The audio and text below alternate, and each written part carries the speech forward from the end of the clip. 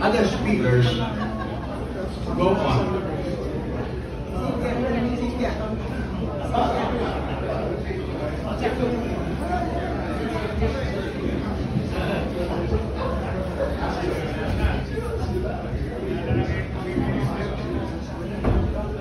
Yeah, anyway, I'll speak. I was told that you are getting the biggest talent fee anyway. So I reserved for you the place, the best is always the best. So proceed with whatever you're doing. I'll be ready.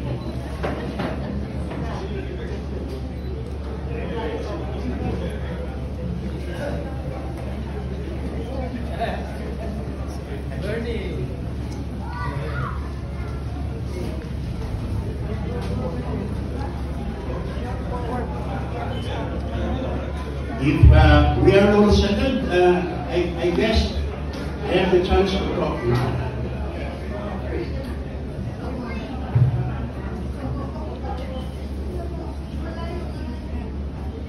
There was a philosopher in the 18th century by the name of Sergio Padua Austria. And he said, I quote,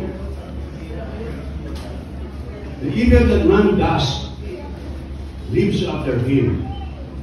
The good deeds are often hindered with his bones." There is nothing evil in Vic's life.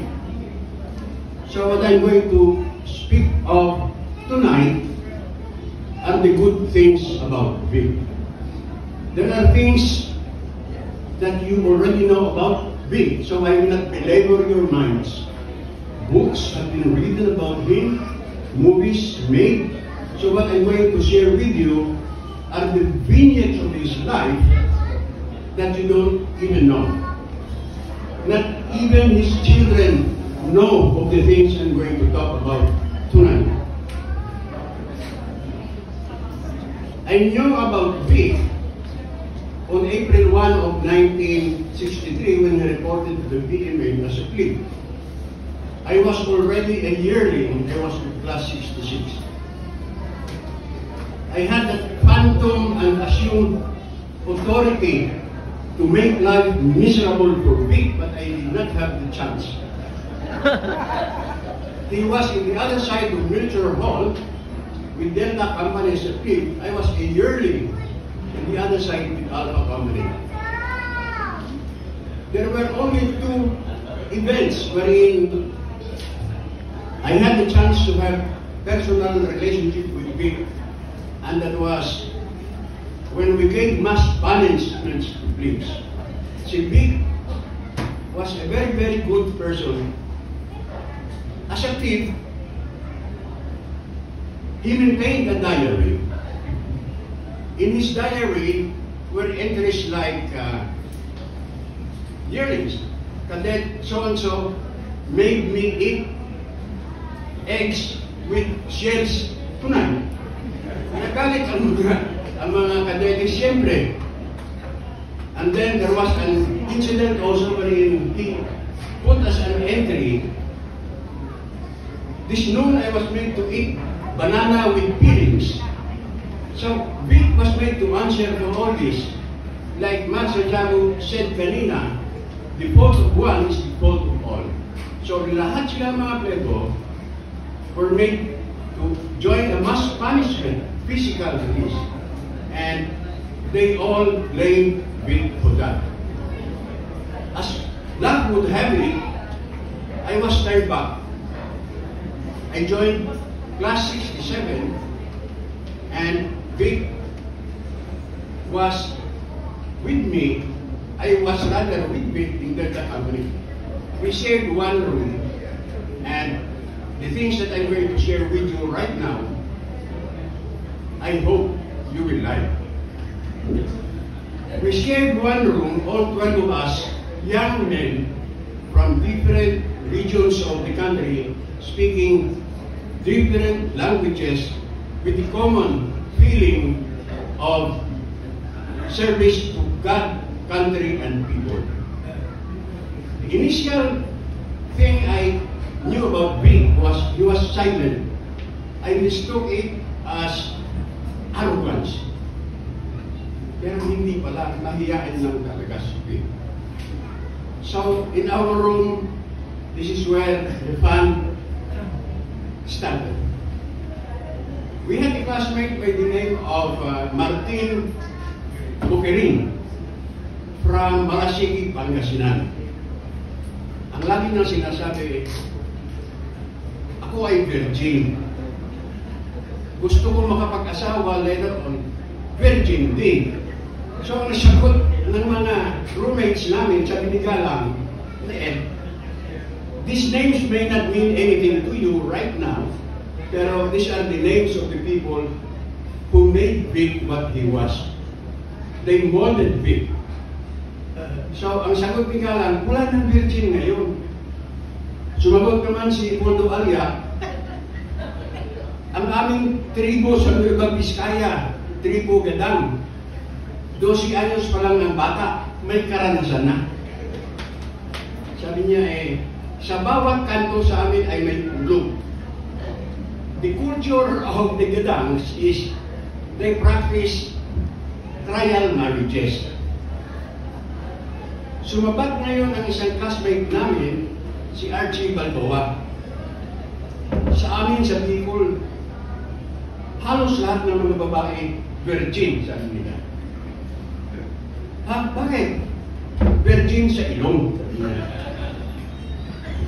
Si Vic, walang sinasabi yun, tawa lang ng tawa. He never imposed his moral values on us. He never added or subtracted anything from what he heard. Now, we had a classmate whose name was Teddy Carian in the same room. Nais niyang ligawan ang isang kapatid ng classmate ni namin na maganda na si Alice Canaria. Nung huli, nagising si Alice. Kung ito'y asawa ko, ang aking pangalan is Alice Carian. Kaya ayaw naman ni Alice na lagi siyang tawagin na Alice Carian. Hindi niya tinanggap. Ang best friend talaga ni Vic, kung tuusin, ay si Tito Enriquez. Talagang one heart yung dalawang niya. I look at Vic as the minder of Tito. Si Tito kasi may kataman eh. There was a point in our lives na Vic was shining the shoes of Tito. Inaplansa ang mga pantalon niya. Kami naman bugaw. Si Tito had a sister by the name of Josefina. We called her Baby. Tinutulak namin, binubugaw namin si Vic kay Baby. Wala. Hindi sila magkaswerte. Si Titong had another sister by the name of Yaying. Ayun ang hindi pinakawala ng isang classmate din namin na si Cesar Ilano. Sila lamang ang nagkatubuyan. Ngayon, this is the funny part. Si Sergio Austria, that good philosopher, si Titong and myself were living in the same room. May nakita kaming litrato ng isang babae, nursing student sa Iloilo. Ang ganda. Nilaro-laro namin. Ginawa namin siya na pen pal. Stationery ni Austria ang ginamit namin. Pinadala ko ang litrato ni Tito. Si Titong, by the way, is the handsomest in class 67. Ang gandang lalaki, tapos ako ang sumusulat. Ay maniwala kayo sa hindi. In 1 month's time, girlfriend namin yung babae. It was in the history of the PMA that 3 cadets had a common girlfriend. The problem was, umakyat sa Baguio ang babae. Hinanap si Cadet Austria, hoping to find a cadet who looks like Tito. Nagtago kaming tatlo. Nalaman niya eventually na nilaro-laro namin siya. She became a nurse, she moved to the US, and she was in fact a classmate of the younger sister of my wife. She learned the truth. Hanggang ngayon, sinusumpa niya. Now, let's get back to Vic. In our room, he was the one who was making us toe the line. Lahat kami kasi ay mga recalcitrant. We always went against rules and regulations. Si Vic ang nagsasabi sa amin, huwag na, sumunod na lang tayo. Oh, by the way, there was a classmate of ours in the same room by the name of Noli Rimando, who was from La Union. Si Noli Rimando died alone, never married. We found out later on na ang pagkaalam niya ng kanya ay pang-ihi lamang. So, Serge Austria had to educate him about all the uses of the male human anatomy. Oh, by the way, Bukbukri, we graduated March 9, 17. He died fighting the Huk Balahaps. Wala pang NPA at that time. The NPA was organized in 1968, December. Namatay si Bukirin October of 1967. It is sad to say he died a virgin. Ang hindi ko lang alam kung tinatanggap sa langit ang mga PMA graduates na virgin. I hope he was there. So let me see. I will bastardize what Abraham Lincoln said in his Gettysburg Address when he said, "The world will little know what we said here, but it will never forget what they did here." Ganon din ang sasabihin ko tungkol kay Vic. We may say a lot of things about Vic, some good, some bad, but we will not forget what did Vic do for his country, his people, all because of principles which he lived and died for. So last night I was wrestling with my mind. Think of one word to describe Vic Corpus. Malikot din ang utak ko, sabi ko fantastic. I used the word to describe Vic. The fantastic Vic Corpus. Kulang, inadequate. So I search again. Fabulous Vic Corpus. Ay kulang pa rin. Inadequate, sabi sa akin ng ating utak. I tried combining the two. Fantabulous. It did not stick yet. Hindi ako satisfied. So I called up my best friend, si Alice Aberilla. Best friend ko yan. When I have problems, I always call her. So tinawagan ko, Alice ako, may problema ako, tutulungan mo ako. Ano? Sungumutan ka na naman? Sabi niya. Sabi ko, hindi. May trabaho na ako ngayon. Bumalik ako sa pagka-mature dancer sa isang gay bar sa Ermita. Ang kailangan ko sa iyo is an advice. One word to describe Vic Corpus. Off the cuff, she told me, you try supercalifragilisticexpialidocious. Unang dinig ko tongue twister ito. So it took me several tries to perfect the pronunciation. Supercalifragilisticexpialidocious. Kulang pa rin. So as a last resort, I consulted my wife. In my house, my wife is the Supreme Court.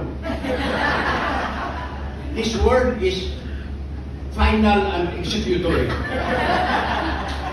Everything he says to me is gospel truth.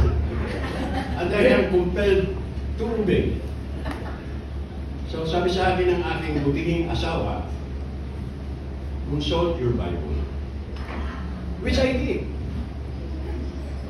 In one of the letters of St. Paul to the Corinthians, he described Jesus Christ as the man for all seasons. Look at that. Jesus was a good shepherd. He was a mentor, he was a rabbi, he was a teacher, he was a healer, he even was good at conversion.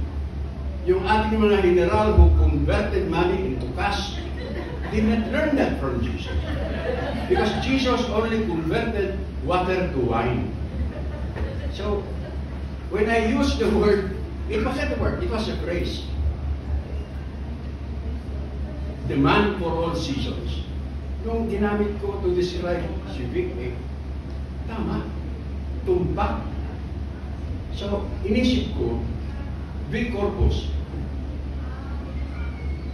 the perfect and faithful husband, the good and efficient provider to his children and grandchildren, a good leader of men in combat and in peacetime. Wherever you put Vic, he will excel. So, sabi ko nga sa sarili ko, at least, I will remember Vic in that nice little way. Si Vic, in my mind, is always the man for all seasons. The last few sentences of my eulogy tonight, I address to Vic himself. I know you are in heaven. Enjoy eternal salvation with the only love of your life, si Meli Tanglao. We will be joining you later on. Huwag lang ninyo kaming magmadaliin. If you have the chance to talk to Jesus personally, please talk to Him in my behalf. Ka, Jesse, huwag mo munang kunin si Bernie Padilla. Maraming utang yan na dapat pagbabayaran sa mundong iba. So anyway, you and I, we look at Vic as not only a friend, but a part of our hearts. In my particular case, he has a special nook in the left ventricle of my heart. Siya lamang ang nakatira doon. Sa mga anak at mga apo ni Vic, I haven't really seen you nor shared my life with you. However, I am definite that Vic has mentioned me to you one way or the other. By the way, Titong, I was saying early on, when he heard that Vic expired, he was distraught. He had no plans of coming home. Pero umuwi siya. As we speak, Titong is flying. Hindi niya alam ang schedule kasi that Vic will be cremated 5, the necro will be 7, pero tomorrow evening he will be here. The first thing he will do upon arrival is to get in touch with Cynthia, and he will be around to give his love, I would say love, and respect to his best friend. If I will write a book about Vic, the title would be The Life and Love of Vic. Please note, it is not loves. Iisa lang ang pagmamahal ni Vic. Si Mary lamang. Nagkakilala sila, Mary was in UP, Diliman.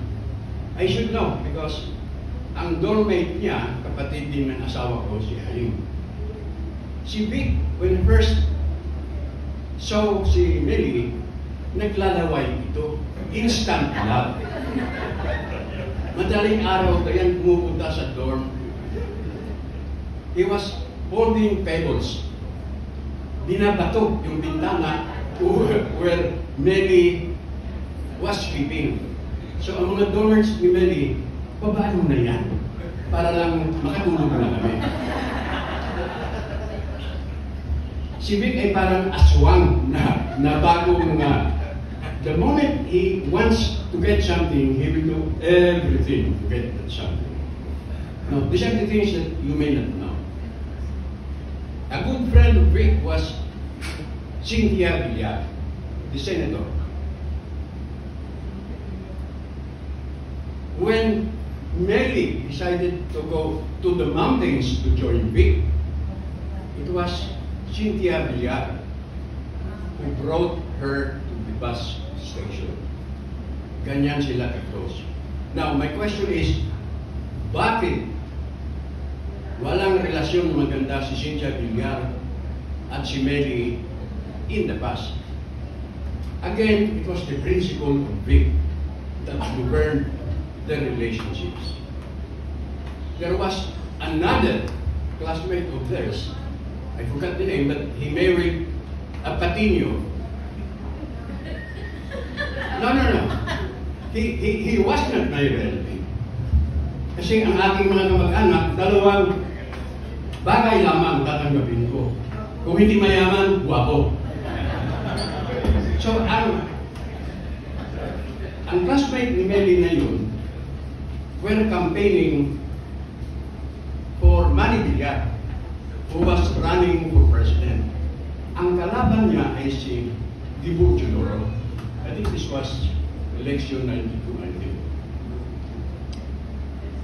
Si Mary at si Vic, despite the fact that they had very close relationships with the Villars, sided with Dibu Chiloro, with the thought that Dibu was the better material as president. Ganun po si Vic. I am telling you now, si Vic should rest assured. The spirit of Class 67 is beyond his descendants. Any one of us in the class, if you need something from us, wag lang pera, ha? We will always be there for you. So, sa inyo pong lahat, maraming salamat. Naway, alalahanin natin si Vic, despite everything you heard about him, be it good or bad, but in actuality, he was a good friend. Maraming salamat po.